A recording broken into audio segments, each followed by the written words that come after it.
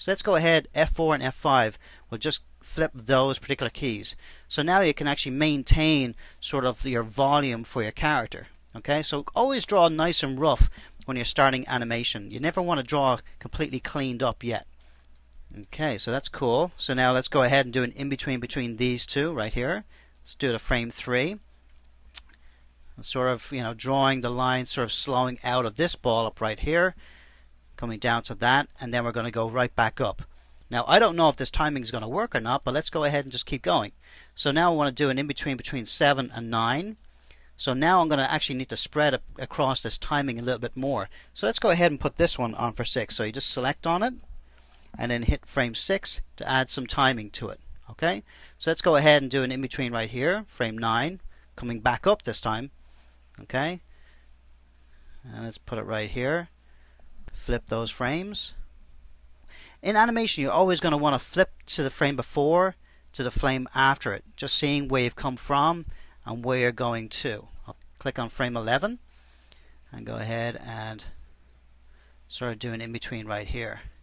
Now we're going to need to do some slowing in and slowing out now, so I need to put in some extra frames here, I think.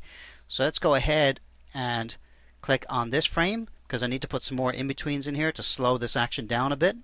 And we click right there, and I'm going to put that on for, let's say, 7 frames, okay? And do some in-betweens right here where we're slowing up into that top pose.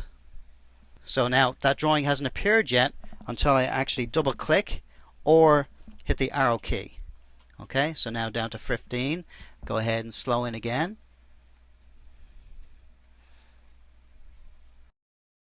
And now I want to actually move this key down here because I don't want that on for 3 frames. So I'm just going to click here and move it.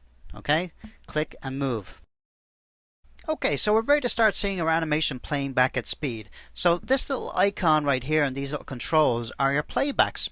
Okay, so this little icon right here, if you actually grab on it and go side to side, you can actually scrub through as fast or as slow as you want.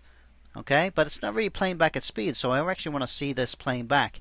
Okay, so here are our playback controls. So this is frame start, frame end, okay, and right here is your stepper. Okay, so you can step forward or step back. Okay, and if it's a long shot, you may just want to play it once, but if it's a cycle like this, you may want to play it as a loop. Okay, so I'm going to grab right here and go down to the end of our cycle. So I'm just going to click on frame 16. So frame 16 is really the end of our cycle. This is the same as frame 1, but we don't want to play this one key twice. Okay, so I'm just going to do an out right here, clicking this button here, and you see this part turns blue. So now that's just telling me that this is just going to be displayed in my playback. Now I want to enable the loop. Okay, so you click on it, and when the actual button looks like it's depressed, that means that it's actually activated. Okay, so let's go back to the start of our cycle and hit play. So this is where you can actually see your animation playing back 24 frames per second, and it's looping, so you can see if you need to make any corrections. So let's go ahead and export this out as a movie. So I'm just going to go click both of these guys, go to File, Export, and Export Movie. Now see the way it says frame 1 as the start frame and frame end. So I just want to delete that and say 16. Okay. Now you can export it out as an AVI, a movie, or a GIF. And I'm going to actually save it out as an AVI, which is fine. And the width and height should be the same size as you actually made the shot out.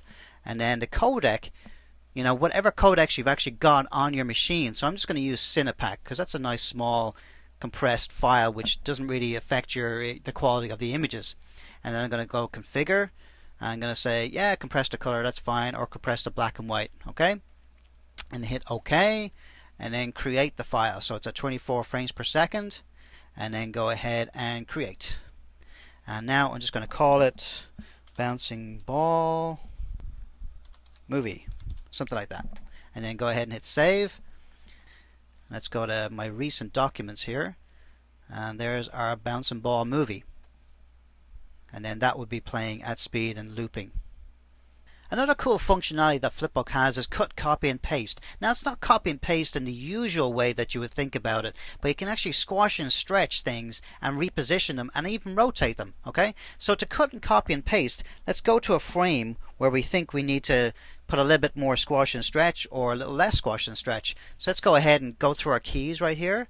So let's say we want to squash this one even more. So let's go ahead and pick on the select tool and then draw a box right around our actual bouncing ball right here, and then go to cut with the scissors and paste. Okay, now I know in the Mac version you may not have those icons in the usual way, but I think Apple C and Apple V are the controls that you'd actually use for cut, copy and paste. Okay, now you can actually, by dragging on the corners of these bars right here, you can actually stretch or squash the actual frame itself. Okay, and you can reposition it too, but it's not going to take effect until you actually click outside the box. Now to rotate it, all you have to do is hit Control and then go to a corner, and you'll see you actually have these little arrows where you're actually able to control and sort of rotate the ball to wherever you want it. And then to make it take effect, all you have to do is click outside the box and then flip your keys again, and now it's in that new position.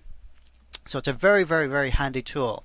Okay, so what I want to show you right now is how to append a level for those who actually have the Studio and Pro versions, because appending a level gives you all these extra options, like where you can actually put additional things on your animation, like a tail or earrings or whatever you want to do. So let's go ahead and go to Edit, Append Level, and you can see here level 2 just appeared right here, and I'm going to be using this as a way to actually add a tail to my bouncing ball. So let's go up to Options, Lightbox Options, because I want to see my bouncing ball while I'm actually drawing my tail. Okay, so I'm going to go to Animate Straight Ahead, and I'm going to go to Additional Reference Levels A1, okay, because this is where my bouncing ball is. So level 1 right here is going to display this as my reference level. Hit Apply and OK, and now I'm going to double click in frame 2, and now I can actually start to draw my tail. Okay, so I'm just going to draw my first pose, my tail, and I'm going to copy this tail. Okay, so double click in there to make it set, so you can see my tail is in frame or level 2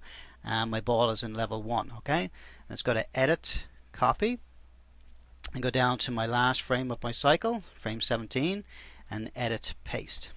Now let's go ahead and start straight aheading the animation for our tail. Alright, so I'm going to basically choose this point right here and then start to actually animate the overlap for our tail. So I just drew like a simple line of action through there and then start flipping. Next one, keep the point where it came from, keep the tail pointing backwards right here, let it drag. Okay, keep our connection point right here.